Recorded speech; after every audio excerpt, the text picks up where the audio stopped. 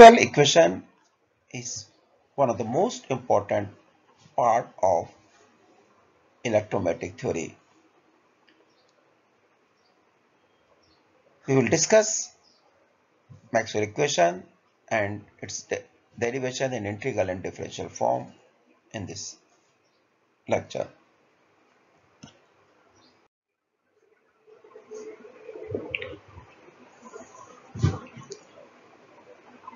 That Maxwell collected all the equation at one place,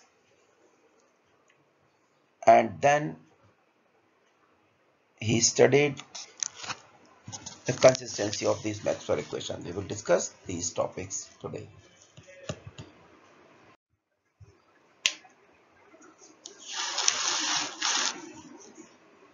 Sometime a person may be asked, what is the importance of Maxwell equation, or what is the contribution of Maxwell equation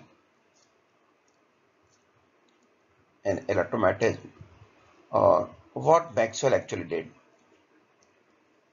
Then we have to say this. Maxwell was the person who first collected all the information, gathered all the information at one place. He studied many equations and put at one place the equation which is given for electricity and magnetic field, electric field and magnetic field. In this set of law, we have four equations: Maxwell first equation, Maxwell second equation, Maxwell third, and Maxwell fourth equation. Maxwell first equation is called Gauss law of electricity. Maxwell second law equation is called Gauss law of magnetism. Faraday law of induction is known as Maxwell third equation, and then Ampere's law for a current called Maxwell fourth equation. So these equations are given by different persons at different time in the history. Maxwell just collected all information and put at one place. Can you believe in this? Is it just the contribution? No. He modified the fourth equation. He found that this equation is not consistent with others, and there must be symmetry in all the laws. And after this, the important contribution from the person is he developed an equation of wave that is called electromagnetic wave. And when he calculated the value of velocity of that wave, surprisingly he got the velocity equivalent to velocity of light, from where he concluded that light is an electromagnetic wave. Maxwell equation give a mathematical model for electrical, optic, and radio technologies like power generation, electric motors, wireless communication, radar, lenses, etc. These equations explain how magnetic and electric field are produced from charges.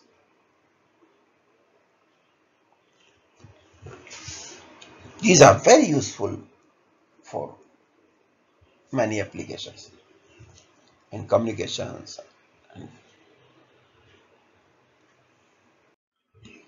These equations are part of comprehensive and symmetrical theory of electromagnetism, which is essential to understand electromagnetic waves, UV transmission, microwave ovens, magnetic in elevated trains.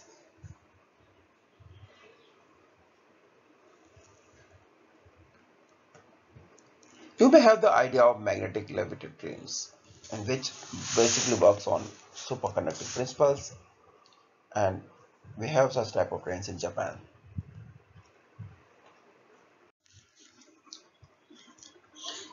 We have learned many equations at various times. and we are consolidating at one page. Here these equations are in different forms, differential form and integral form. Del dot E is equal to rho over epsilon 0. This is called Gauss divergence output. If you want to calculate the electric field surrounds, then the electric field can be calculated as the total flux passing through that surface, closed surface, which is called to del dot E. And rho is giving you the idea of charge density inside the surface. If you want to calculate the integral part of this, then it is EdA is equal to Q over epsilon 0. Here we are taking the advantage of Stokes' law, Gauss theorem, and many vector equation theorems to transfer one form to another. In differential form, the second equation can be written as del dot B is equal to 0, where in the term of integral of B dot dA is equal to 0. Here just correct it. This is your first equation and this is your second.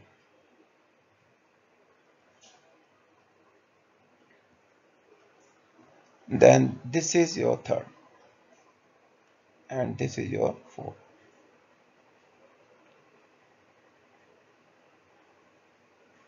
So in the second equation, del dot B is equal to 0, whereas del dot E is not equal to 0. That is, del dot B gives you idea there is no magnetopole, monopoles exist. Third equation is Faraday law of induction, del cross E is equal to minus del V over del T, or E dot dl is equal to minus del V over del T dA. In the fourth equation, del cross B is equal to mu 0 J, mu 0 epsilon 0 del E upon del T. In the case of integral, this will B dot dl is equal to mu 0 J plus mu 0 epsilon 0 integral of del E over del T. The second term arises in this. This is Maxwell contribution. We have discussed this later.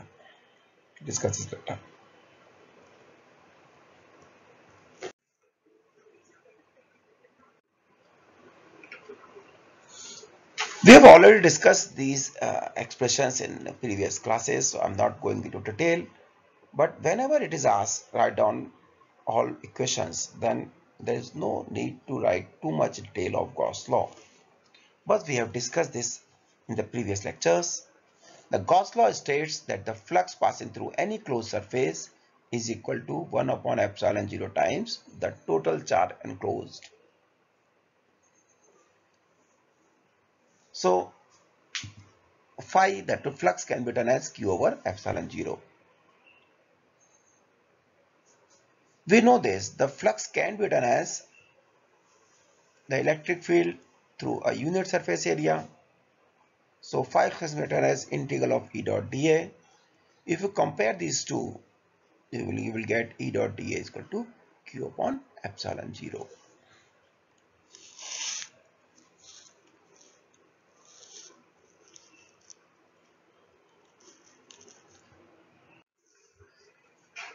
The second equation we have already discussed many times. This states that net flux of magnetic field through a closed surface is always 0. Why it is 0? Because doesn't exist any monopole. Monopole give a field, but if you have both fold inside the surface area, then they will cancel out each other. So ultimately answer is 0. So since there is no monopole exists, if you take the divergence of B, it will be 0. B dot dA integral will be 0. This is called integral form of Maxwell's second equation. Now if we apply Gauss divergence theorem, then in place of B dA, you can write del dot B into dV is equal to 0. And we can convert it into del dot B is equal to 0. This is differential form of second equation. May be asked in exams, write down both forms and how it converts. This can be used. The third Maxwell equation, Faraday law of induction, is, we have discussed this in the last chapter, can be written as, the induction can be written as epsilon is equal to minus n d phi over dt, and this is minus is shown the opposite sign. Since EMF is related to electric field by the relation, so this EMF can be written as E dot dA. And we know the induction is magnetic, so phi m can be written as B dot dA. If we put these two values in equation, then you can write this equation as this. We have put this value here, and similarly we use this value here. Now the n EDA and integral of BDA.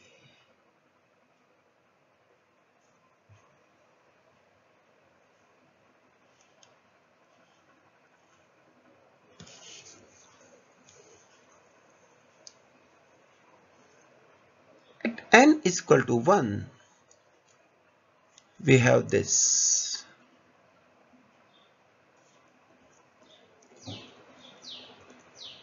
You can remove this, you will get this upon dt. There is a correction here. Yes. Which is dt, and so this is there in n is equal to 1. This is integral form of Maxwell equation. If we apply Stokes' law on the right hand side, then this can be converted into del cross E into dA, and right and left is same. So del cross E is equal to this, can be written as del cross B is equal to minus del B over del T. This is again form of Faraday law. This is there.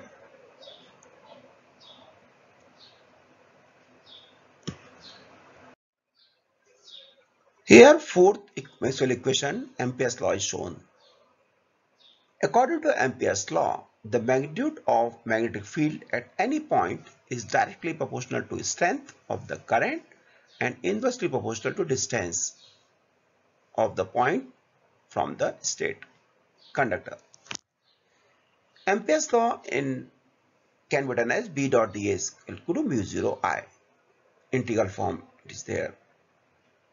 Now we know the value of current density is JdA. Now if we put this value in equation 7, it can be written as mu dot JdA. If we apply Stokes' theorem on the left LHS, then we will be del cross B dA equal to mu 0 dA, and finally we will left with this del cross B is equal to mu 0 J. This is called fourth equation of Maxwell. So till this we have carried out too much mathematics. We have developed 4 Maxwell equations. So the takeaway note is, you have to learn all 4 equations, then its differential and equation integral form, and how to convert these to each other. Now Maxwell modified this equation, and we will discuss this in next lecture.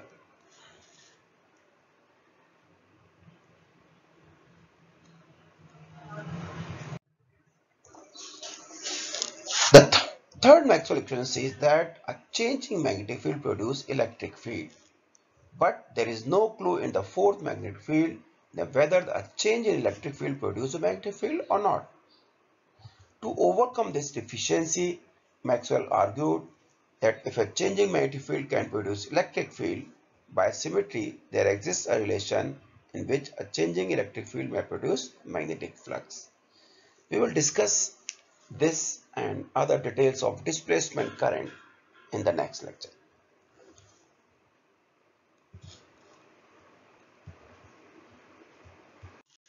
Thank you and take care.